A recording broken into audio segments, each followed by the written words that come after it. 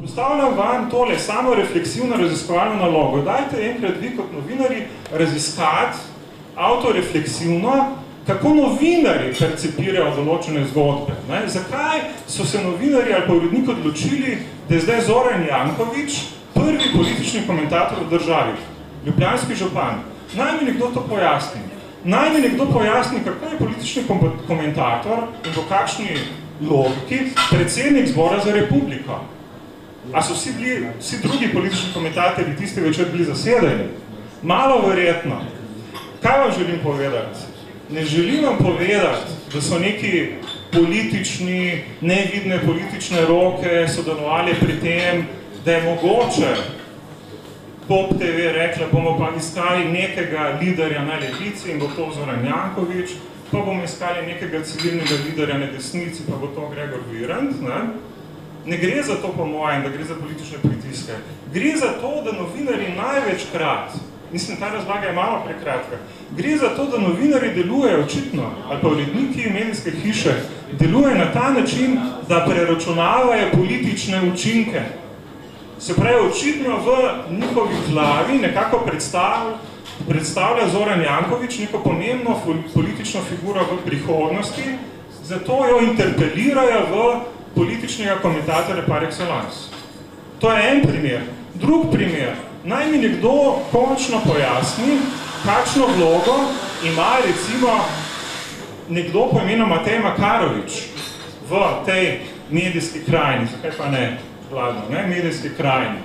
Imate Mateja Makaroviča, profesora sociologije in tako dalje, par excellence političnega komentatorja. Ampak, pazite, Matej Makarovič komentira zgodbo o aferi Ultra in pravkar prihaja iz Zbora za republiko, kjer je, ne vem, isto zadevo komentiral v funkciji ožjega vodstva Zbora za republiko. Matej Makarovič komentira afero Ultra in pravkar prihaja iz izvršnega sveta Združenja novinarjev in publicistov, kjer je ravno kar odstopil Peter Jančič. Zakaj? Zato, ker je Matej Makarovič tisto pismo afere Ultra ravno kar poslal, pa je mimo vednosti Petra Jančiča. Imate Mateja Makaroviča, ki ravno prihaja iz strokovnega sveta stranke SDS in potem daje neodvisne politične komentarje. Jaz tega ne razumem.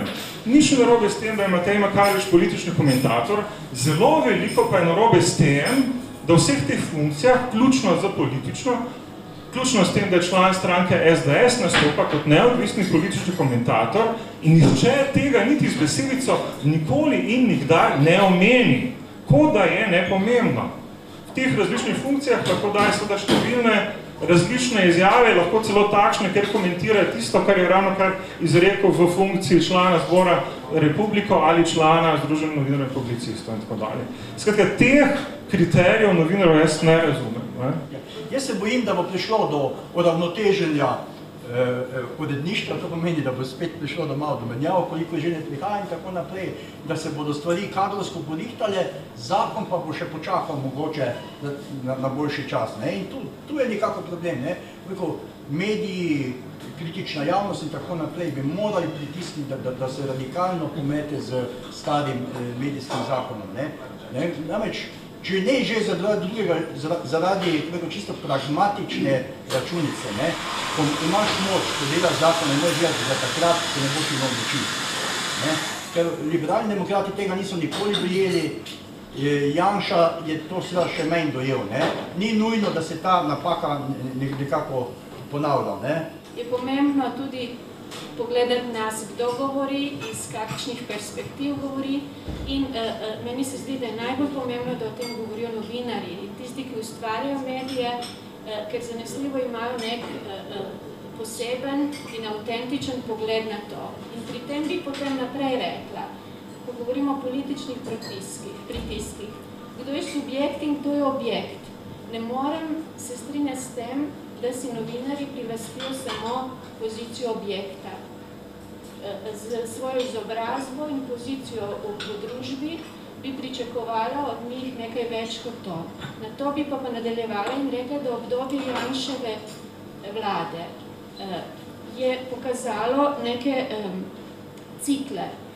Od zakona, referenduma, peticije in tako naprej, da se je družba, tako politična opozicija, ki je sprožila referendum, potem novinarska skupnost, ki je sprožila peticijo, je zmogla neko reakcijo in, če hočete, nek boj s to represijo, ker ni tako majhen kapital. Ampak kar se meni zdi, je, da je premalo, zlasti v novinarskih vrstah, te pripravljenosti za nenehno refleksijo in nenehno domišljijo glede tega, kako svoj lastni poklic uveljavljati kot verodostojen, ga reflektirati in si izboriti verodostojnost in tako neko profesionalno pozicijo, ki te ne more vsaka nova politična oblast ali elita podrediti. In meni se zdi, da tukaj umanjka in da že nekaj časa, ne glede na to, da društvo, sindikat pa novo združenje nekaj delujejo, ampak jaz ne vidim potencijala za tako redno reflektirano delovanje.